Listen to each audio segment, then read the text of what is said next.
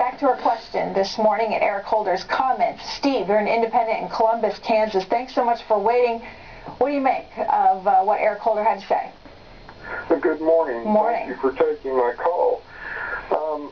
This has a history, this tactic has a history that I remember going back to President Clinton and Janet Reno when they went after David Koresh in Waco, Texas, and then the massacre at Ruby Ridge.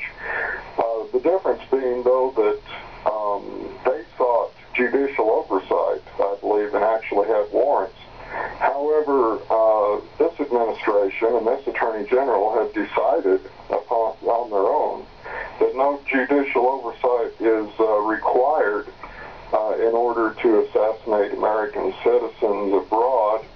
And I wonder if it's only a matter of time before they actually assassinate people here in the United States. It's a very, very dangerous tactic and a presumption on their part, I believe. Thank you. All right, that was Stephen, independent in Columbus, Texas. Let me show you this tweet here from Mary, who says, right, one man's terrorist is another man's freedom fighter. Ed, a Republican in Marblehead, Massachusetts. Good morning. Good morning, C-SPAN. My take on it is that no president should have this kind of power. Timothy McVeigh was captured, tried, and executed.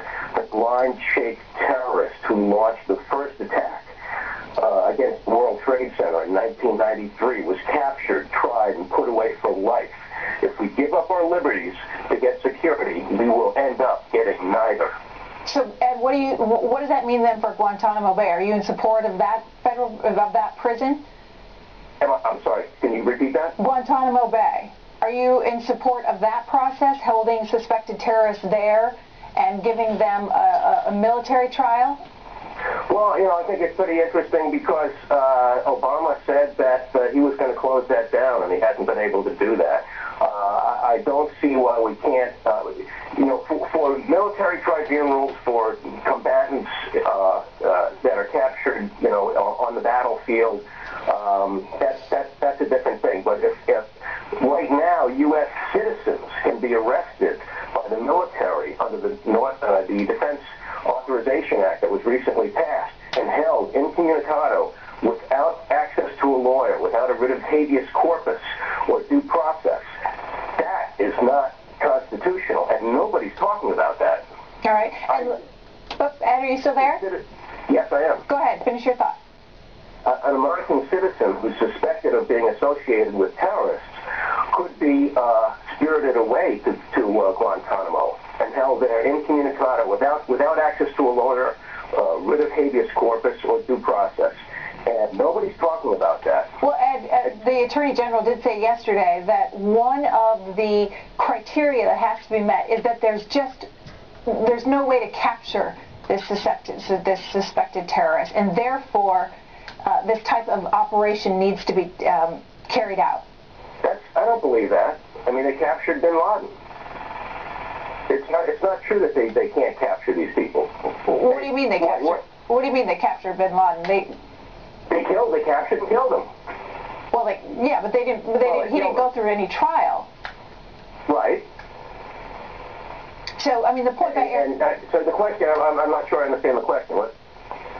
Well, the point that Eric Holder made yesterday was there's just no way to capture them, therefore detain them, therefore put them in have some sort of judicial process for them. So the military that feels that they need to take them out in this type of operation. So assassinate, give the government, the president, the right to be judge, jury, and executioner of American citizens who are suspected of being terrorists.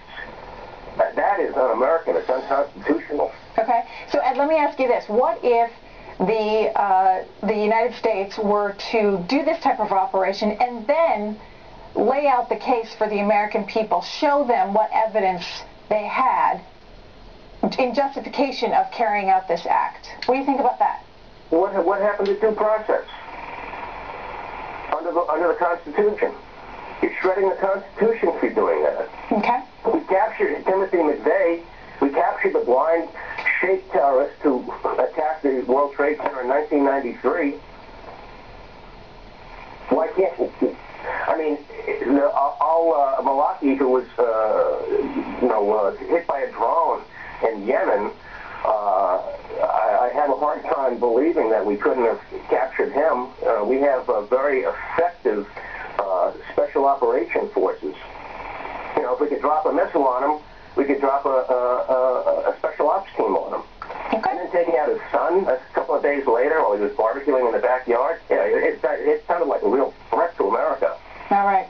Tony's a Democrat in Upper Marlboro, Maryland. Go ahead, Tony. What do you think? Yes, good morning. Good morning. I worked at the National Security Agency, and our motto was trust in God and monitor everyone else, and that includes our government. I think this is a terrible idea. I find it very strange that the evidence that our government and other governments claim they have on so-called suspected terrorists is always classified. I find that very strange. I also find it very strange that Al-Qaeda, a name that no one's never heard of before 9/11, is all of a sudden everywhere. If you're not Al-Qaeda, you're affiliated with Al-Qaeda, whatever the heck that means. I think that we're sliding down a slippery slope here with this issue of targeting American citizens overseas, because before you know it will be here. Tony, can you tell us a little bit about what you did? See Washington Journal. It says that we do the best against Obama.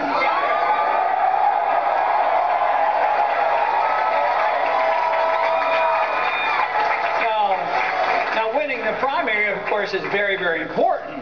But winning the general election also is very, very important. It is our message that appeals to the independents, to the Democrats, and to the Republican base.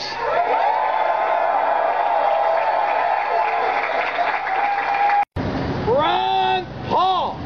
What can I say? Ron Paul.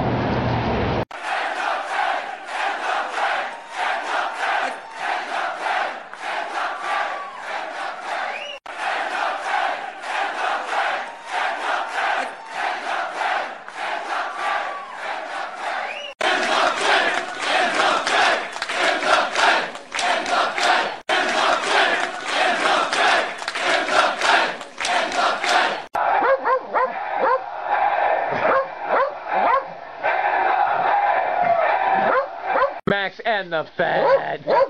Max and the Fed. Max and... When they describe you and me as being dangerous.